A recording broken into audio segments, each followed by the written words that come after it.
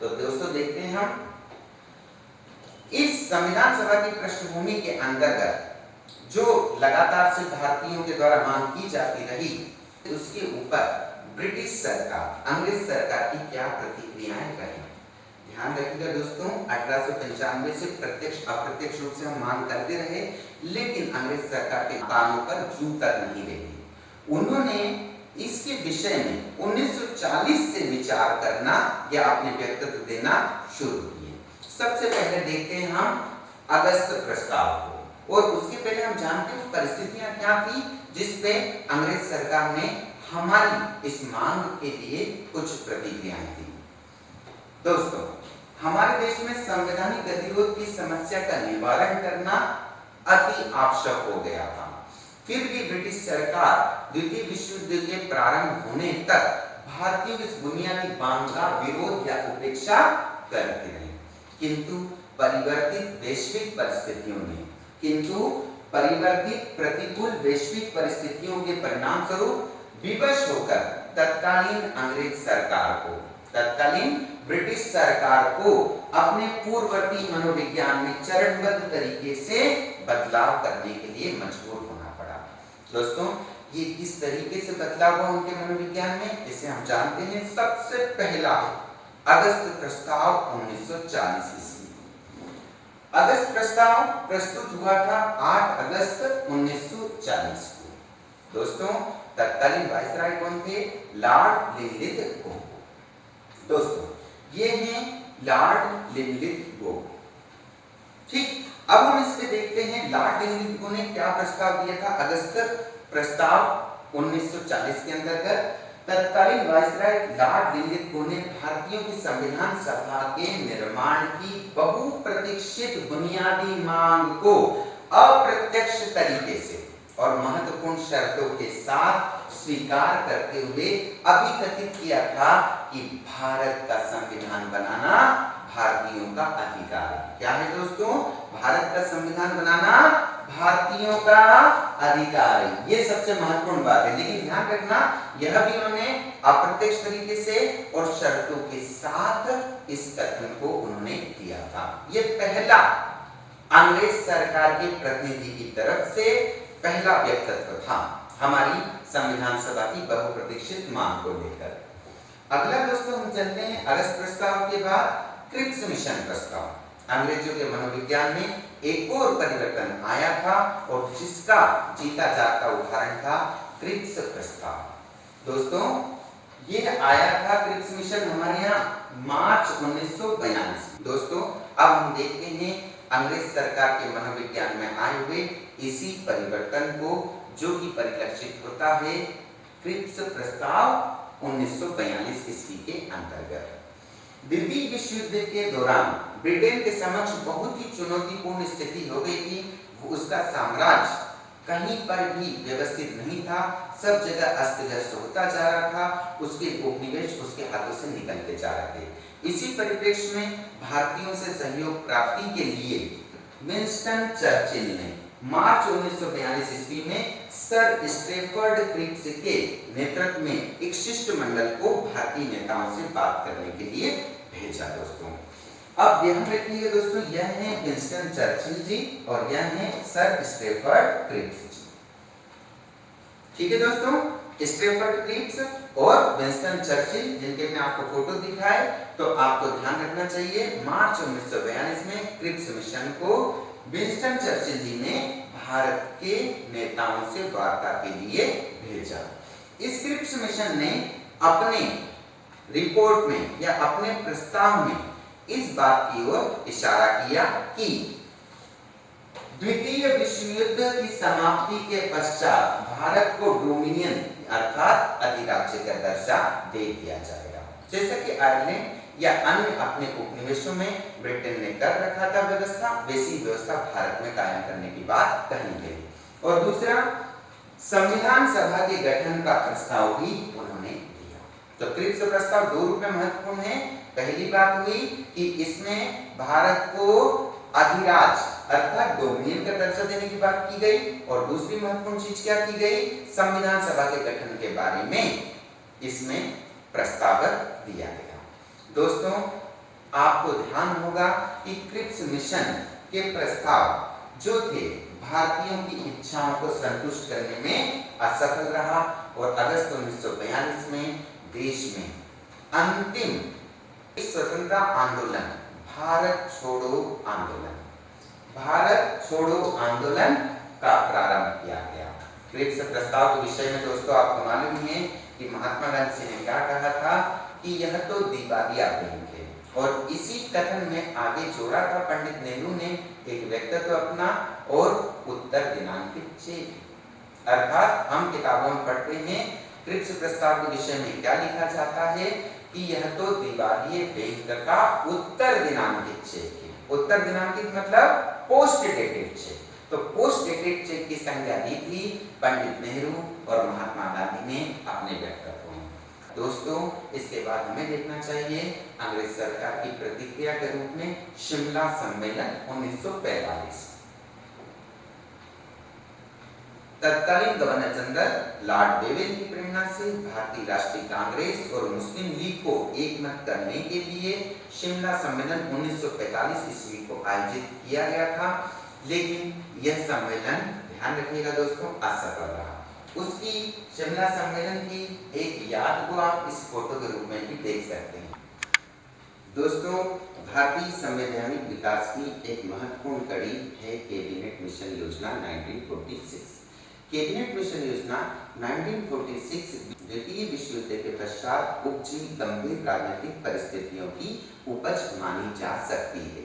अब हम बात करते हैं कैबिनेट मिशन योजना के बारे में सिलसिलेवार, तथ्यात्मक और विश्लेषणात्मक रूप से। देखिए दोस्तों, कैबिनेट मिशन योजना 1946 द्वितीय विश्व युद्ध के पश्चात उपजी गंभीर राजनीतिक परिस्थितियों की एक देन है। तत्कालीन ब्रिटेन की उदारवादी दृष्टिकोण रखने वाली ब्रिटिश सरकार के प्रधानमंत्री श्री क्लीमेंट एटली जी ने हाउस ऑफ कॉमन्स में 15 मार्च 1946 को एक वक्तव्य दिया। दोस्तों ध्यान रखिएगा कि यह सरकार थी लेबर पार्टी की सरकार मानी जाती थी, एक उदारवादी दृष्टिकोण रखती थी पूर्ववर्ती कंजर्वेटिव पार्टी की तुलना में। 15 मार्च 1946 को अपने उद्घोषणा में या एक घोषणा कह सकते हैं हम, एक वक्तव्य दिया था कि भारतीयों को स्वतंत्र होने का अधिकार है। पहली बार भारत की स्वतंत्रता के विषय में स्वयं ब्रिटेन के प्रधानमंत्री ने हाउस ऑफ कॉमन्स, जो कि जनता का प्रतिनिधि निकाय होता है, वहां पर इस उद्घोषणा को करना भारत के लिए एक महत्वपूर्ण जीत थी। भारतीयों को स्वतंत्र होने का अधिकार है और ब्रिटिश सरकार ने भारतीयों को स्वतंत्रता प्रदान करने का निर्णय लिया है। लेकिन दोस्तों यहाँ पर उन्होंने एक कोई निश्चित तारीख नहीं बताई। भारतीय संविधान के निर्माण की रूपरेखा को प्रस्तुत करने के लिए मार्च 1946, तारीख ध्यान रखिएगा 24 मार्च 1946 को एक 3 सदस्यीय कैबिनेट मिशन या एक 3 सदस्यीय प्रतिनिधिमंडल भारत आया। सदस्य संख्या जो ध्यान रखिएगा 3 सदस्य। यह प्रतिनिधिमंडल भारत आया और इसे कैबिनेट मिशन की संज्ञा दी गई। कैबिनेट मिशन की संज्ञा देने का उद्देश्य यह था कि इन तीनों सदस्यों को ब्रिटेन में कैबिनेट मंत्री का दर्जा प्राप्त था। दोस्तों कैबिनेट मिशन के 3 सदस्य थे। सबसे पहले थे पैट्रिक लॉरेंस जो इसके अध्यक्ष थे, और पैट्रिक लॉरेंस कौन थे? तत्कालीन भारत सचिव। दूसरा दोस्तों इसके एक और महत्वपूर्ण सदस्य थे Shri AB Alexander. AB Alexander Britain के नौसेना मंत्री हुआ करते थे। और तीसरे सदस्य थे स्टेफर्ड क्रिप्स, जो हमारे लिए जाना पहचाना नाम था। 1942 में सर स्टेफर्ड क्रिप्स के अगुवाई में ही एक क्रिप्स मिशन भारत में 1942 में आया था। तो ये तीनों सदस्यों ने मिलकर कैबिनेट मिशन योजना को हमारे लिए प्रस्तुत किया। अब हम देखते हैं कैबिनेट मिशन योजना के महत्वपूर्ण प्रावधान। ध्यान रखिएगा कैबिनेट मिशन योजना के प्रमुख प्रावधानों या प्रस्तावों को 16 मई 1946 को प्रस्तुत किया गया था और यह घोषणा भारत और ब्रिटेन दोनों में एक साथ की गई थी।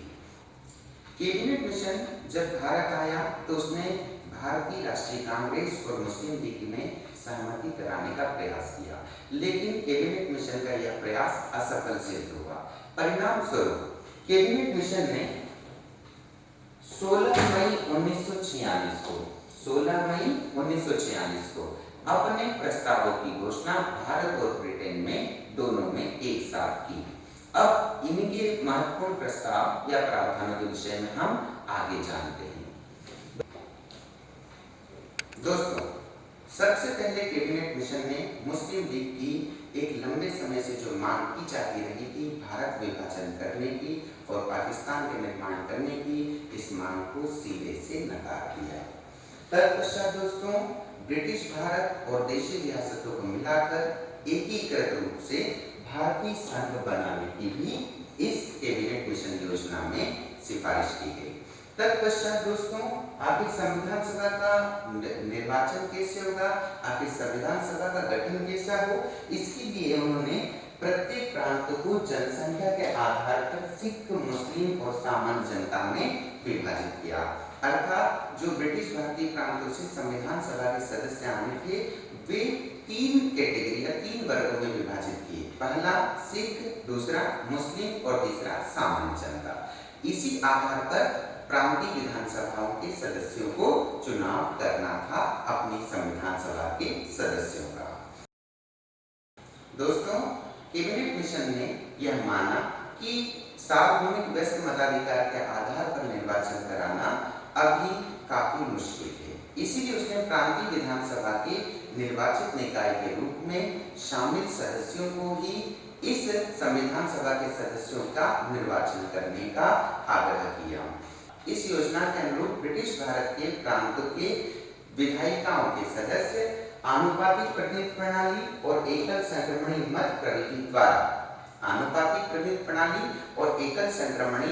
प्रविधि द्वारा संविधान सभा के सदस्यों का निर्वाचन अप्रत्यक्ष रूप से करेंगे। यह भी प्रावधान कैबिनेट मिशन योजना का एक महत्वपूर्ण सिफारिश के रूप में देखा जा सकता है। दोस्तों, कैबिनेट मिशन योजना के अंतर्गत यह कहा गया कि भारतीय संविधान का निर्माण भारतीयों की संविधान सभा द्वारा किया जाए। तो भारतीयों का संविधान कौन बनाएगा? भारतीय संविधान सभा। यह किसमें प्रावधान किया गया था? कैबिनेट मिशन योजना 1946 में। दोस्तों, देशी रियासतों से जो प्रतिनिधि आने थे, देशी रियासतों से जो संविधान सभा के प्रतिनिधि आने थे, वे उनकी जनसंख्या के अनुपात में रियासतों के शासकों द्वारा नाम निर्देशित अर्थात मनोनीत किए जाने थे। दोस्तों, संविधान सभा के सदस्यों के लिए एक अनुपात निर्धारित किया कि 10 लाख की जनसंख्या पर एक सदस्य को निर्वाचित या मनोनीत किया जाएगा। 10 लाख की जनसंख्या पर एक सदस्य। ठीक है दोस्तों, यह था कैबिनेट मिशन योजना का एक महत्वपूर्ण प्रस्ताव कि प्रति 10 लाख की जनसंख्या पर एक सदस्य का निर्वाचन या मनोनयन किया जाएगा, चाहे वो ब्रिटिश भारतीय प्रांत हो, चाहे वो देशी रियासत हो। दोस्तों, कैबिनेट मिशन योजना के तहत एक और महत्वपूर्ण प्रावधान था कि जब तक नई सरकार अस्तित्व में नहीं आ जाती, जब तक संविधान सभा संविधान का निर्माण का कार्य पूरा नहीं कर लेती, तब तक सभी राजनीतिक दलों के प्रतिनिधियों से मिलकर एक अंतरिम सरकार का निर्माण किया जाएगा। देखिए, सभी राजनीतिक दलों के प्रतिनिधियों से मिलकर एक अस्थायी अंतरिम सरकार का निर्माण किया जाएगा। यह भी एक महत्वपूर्ण सिफारिश थी। साथ में दोस्तों, यहाँ पर संविधान सभा की संरचना के बारे में भी स्पष्ट रूप से प्रावधान किया गया। क्या प्रावधान किया गया दोस्तों? कि कुल सदस्य निर्धारित की गई 389, मतलब संविधान सभा में कितने सदस्य रहेंगे? 389, मतलब 389। इन 389 सदस्यों में से 292 सदस्य ब्रिटिश भारतीय प्रांतों से निर्वाचित किए जाएंगे और 4 कमिश्नरी क्षेत्रों से निर्वाचित किए जाएंगे। साथ में जो देशी भारत है या रियासती भारत है, यहाँ से 93 सदस्यों का नाम निर्देशन की व्यवस्था की गई। इस प्रकार से 389 सदस्यों की संविधान सभा की संरचना की एक स्पष्ट योजना प्रस्तुत हुई। तत्पश्चात दोस्तों आपको ये याद तो रखना होगा आखिर देशी रियासतों से सदस्यों का मनोनयन कैसे किया जाएगा। इसके लिए एक समझौता समिति, दोस्तों समझौता समिति कौन थी, जिसमें ब्रिटिश भारतीय प्रांतों से संविधान सभा के लिए निर्वाचित सदस्य शामिल थे। तो एक समिति हो गई ब्रिटिश भारतीय प्रांतों से संविधान सभा के लिए निर्वाचित सदस्यों से बनी एक समिति, और एक समिति दूसरी बनना थी देशी रियासतों की तरफ से। ये दोनों समिति मिलकर पारस्परिक विचार विमर्श से सदस्यों के मनोनयन का प्रयास करेंगे, या यह दोनों समितियां मिलकर सदस्यों का मनोनयन करेगी।